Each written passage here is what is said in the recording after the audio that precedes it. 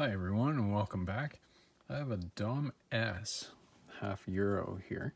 It's got rattlesnake pins in it. It's a 5-pinner and it's a pretty fun lock. This one was kind of troublesome for quite a while. It took me, this is the first lock I picked with rattlesnakes and it took me a while to figure out how. Here's the key. There's the bitting port. Key works. And let's get picking.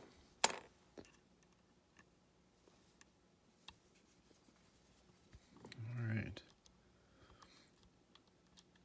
1 is loose, 2 is loose, 3 is loose. Nothing on 4, 5 is binding. Can get under it.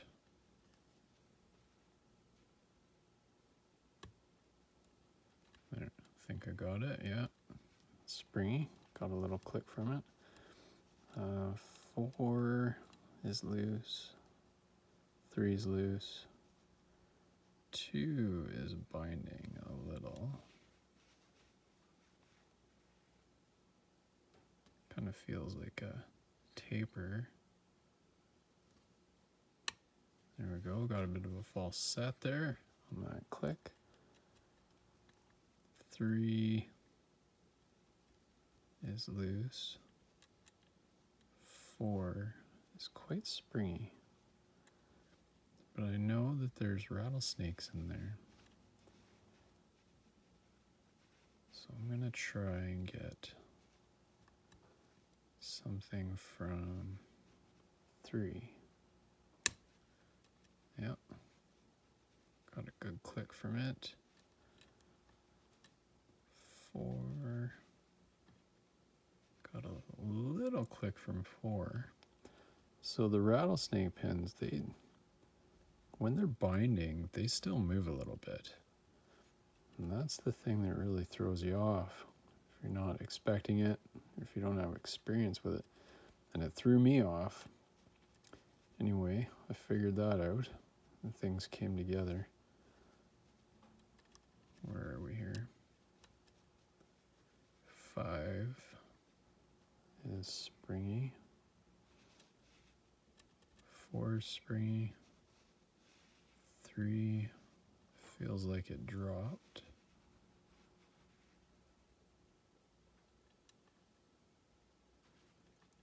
Or am I on 2 again? Oh, that was 2, I think. Okay. Here's 4. Sorry, 3. Wait a minute. I've lost track. 1, 2, 3, 4, 5. Okay. Back on track. 5 is loose. 4 feels loose. 3 feels loose. 2 is binding.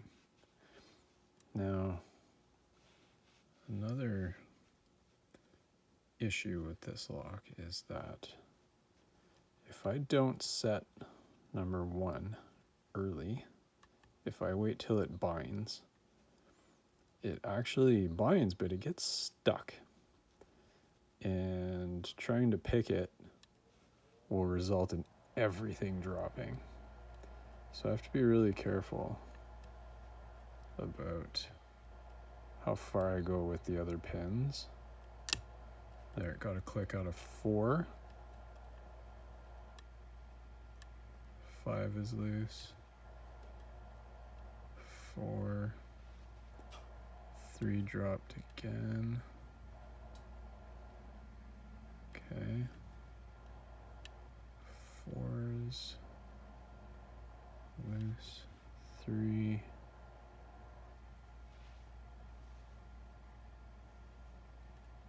2 is binding. I'm going to check 1. 1 is still loose. I'm going to go a little further. with 2. 1 is still loose. There, 2 feels loose.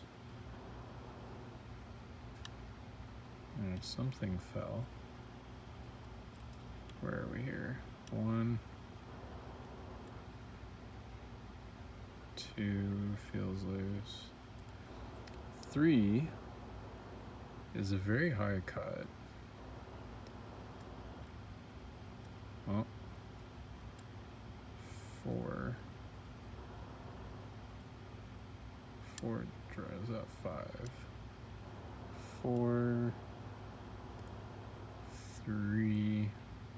And the hook that I'm using right now isn't quite long enough to set 3. You can see on the key there,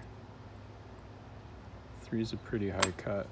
So I switch to a deeper hook now that everything is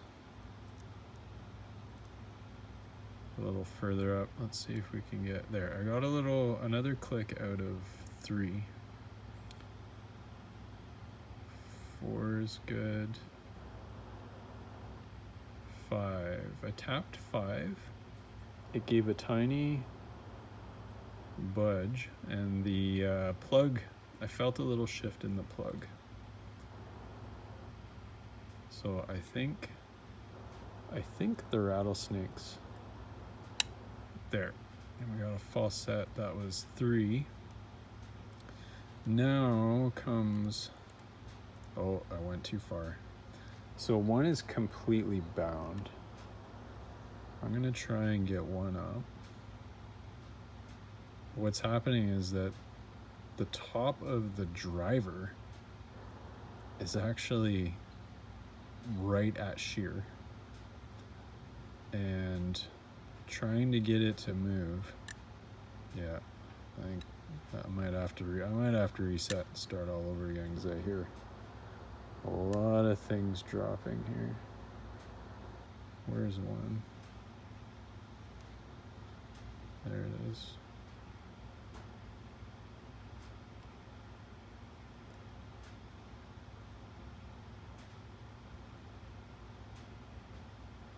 Come on now.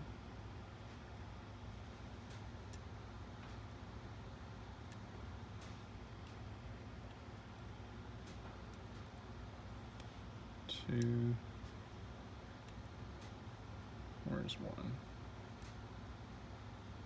Still springy.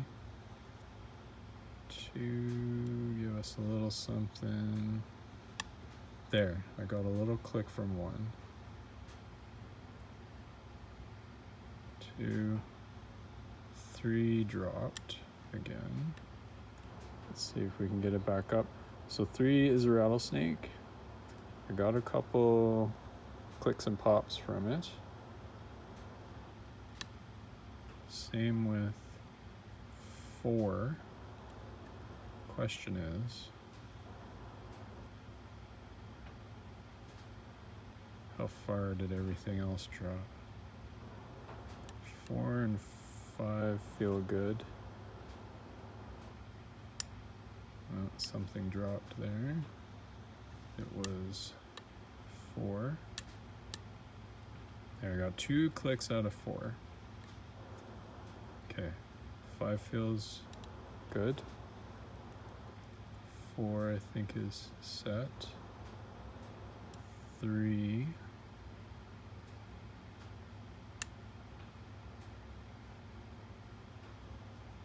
I think is good.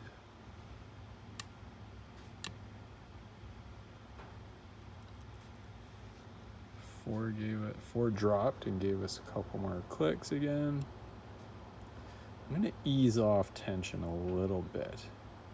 I feel like I'm over tensioning.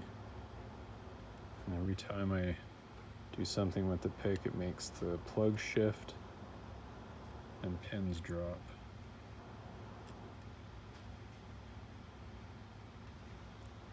Okay, I'm gonna try 2.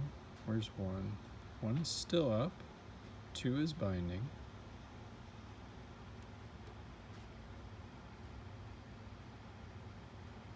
Feels like 2 is giving us all it will. 1 is springy. I got a little click out of 4 there. 5 is still good. 4, 3. Feels like it's set. I think. 2 there, and we're open. Excellent. Okay. Let's get this gutted. And then I'll show you what I was talking about with pin 1 being problematic. Let's get that out of the way. I have the key, so I'm gonna lock this up again. Oh, I'm gonna get the clip off the back.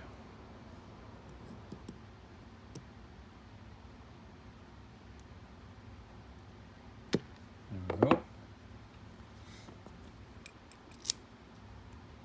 Follower.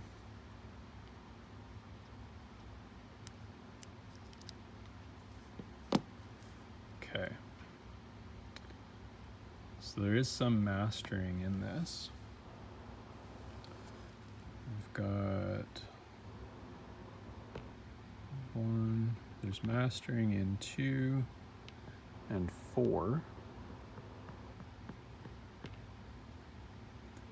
And okay, there's the plug. Nothing special, no milling, counter milling, over milling, nothing like that. I'll put that there. We've got a couple torpedo key pins. And they're paired with the rattlesnake drivers. Okay, let's get the drivers out and then we'll get in tight for a look at the pins, and then we'll talk more about pin 1. Driver 1 is a standard. Driver 2 is a standard. I don't have my glasses on, but I feel like, is there a little, there's a little lip on the end of it. That might be why they kind of were acting like tapered pins. Kind of feel it. Can you see? Right at the very end there, there's a bit of a lip there, like a step. Anyway.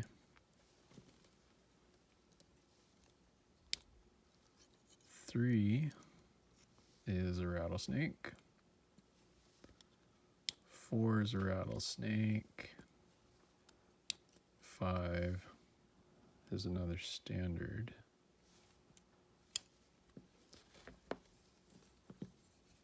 Get the springs out.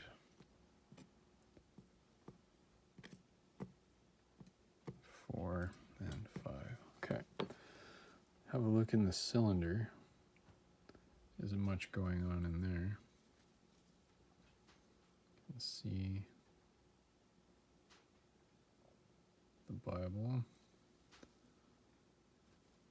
Okay. All right, let's get in a little bit closer. And let's take a look at these pins.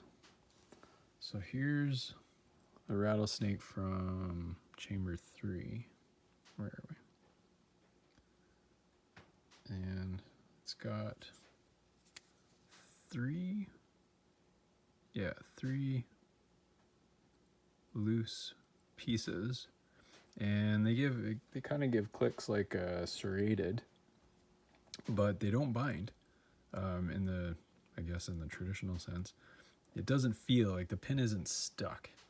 It's not immovable. You get a little bit of jiggle from it, so it could fool you into thinking that that it's set, and that jiggle you're getting is from the springiness of the driver sitting above shear. But it gives, like, that movement, the jiggle that it gives is different than if it were set. And once you figure out the difference, it's pretty easy to identify when you're dealing with a rattlesnake versus a set pin. It's a clear difference. Here's the one from chamber 4. It's got 2 wafers on it. There isn't a whole lot of space, maybe a little less than a millimeter, maybe, I don't know, 3/4 of a millimeter. So there's enough room there for them to move around. So let's get to, what was I talking about? Pin 1. So here's the key pin for chamber 1. And then let's put the driver in on top of it. And you can see it just barely sticks up above the top of the plug. So when you get a counter rotation and this pin isn't set, what happens is the top of this driver ends up pushing against the bottom of the shear line here on the cylinder, and to get it to set, to move that driver anywhere, you have to counter rotate the plug enough that everything else drops. Took me a while to figure that out, and that one needs to be set early on even though it's not binding. So it was an interesting learning curve there. What else do we have here? We've got 2 master wafers in chamber 2 and 4. Here's one of them. They're not very thick, but the same diameter as the wafers on the rattlesnakes, actually. So it can be deceiving. We'll put them side by side. Come here, you. Holy smokes, come on. All right. There. Where's my focus? I really should have put my glasses on for this. There. A little bit thinner than the wafers on the rattlesnake. Anyway. What else is there to talk about here? Not much, I guess. That's pretty much it. The keyway, it looks a little intimidating, but it's actually not. There's slots cut through the warding, and the hook actually goes up into those slots, and you can access the pins fairly well. I think that's about it. So yeah, the Dom S in a circle, couple rattlesnake drivers, some torpedo key pins, and overall, pretty fun pick. Thanks very much for watching. We'll see you next time. Bye-bye.